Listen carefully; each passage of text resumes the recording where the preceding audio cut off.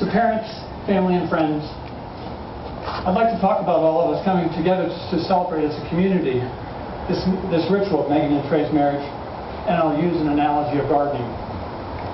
Don and Robin, thank you for having us to your place last night. Your gardens are beautiful. Michelle, my wife, and I like to grow things. What, Nick? No, we don't grow that. It's illegal in Virginia. my wife, Michelle, back there. Michelle, come away.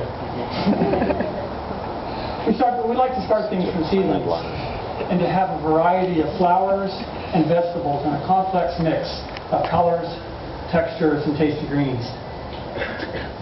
Megan and Trey are here today to cultivate the garden of their future lives together. As two young gardeners, they don't really know what they're getting into. But Megan and Trey, take a look around. You have many experienced relationship gardeners here who can help you. Before we arrived here today, you've done a lot of prep work. You've committed to plant this garden together. You've planned your lives around it. And you invited us here to celebrate this inaugural planting season in this marriage ritual. That's where we come in. This isn't only their private garden, but a community garden in several senses. First, the garden they have elected to plant is not in isolation, but within a broad constellation of relationships, family and friends. Megan, you have a new mother-in-law, Pat, a new sister-in-law, Amanda, and a new brother-in-law, Nick. But I have to ask, has Trey really shared with you just how big our family is? After today, you'll have 10 new uncles, 7 new aunts, 24 first cousins, and I'm not counting your spouses, 30 second cousins, and 3 of them are here somewhere in the back. Now, on the aunts, most of them are my sisters, and you need to talk to my daughter Natalie and get some coaching on how to manage them. But I'm just jesting. You know, I love them to death, and they all love you.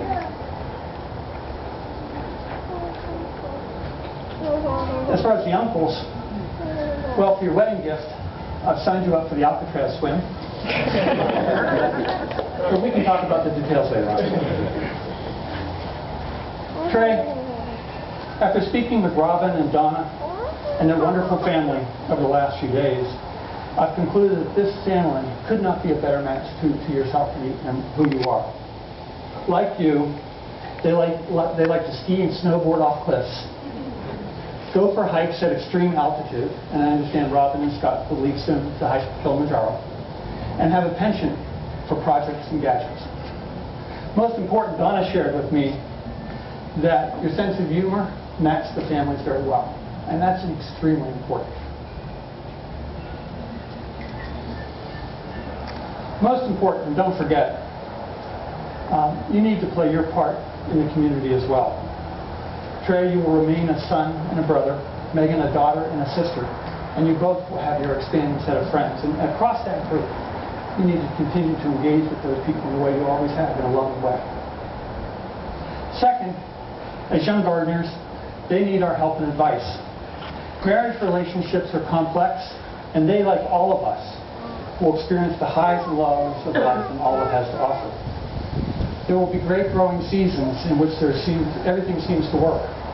Enough sun and rain, fun times, good jobs, and good health. But there will be other times when the garden appears to wither and suffer.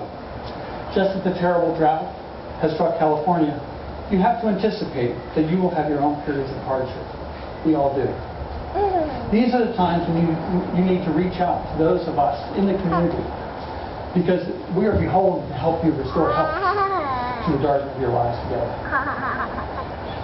Finally, I'll share a little gardening secret with you. It's all about the soil. The soil of life is knowing where and when to start this marriage relationship garden. That the soil needs constant attention and signs of your love for one another. And that with time and the right attention, the soil will ultimately be what carries you over from year to year. Crops will come and go, good times and sad times will happen. But the underlying strength of your garden will be the care and attention you place on the soil of your relationship. So Megan and Trey, thank you for asking us to share this inaugural planting. it's a wonderful sight to see two young and ambitious gardeners start on this adventure of creating a life together.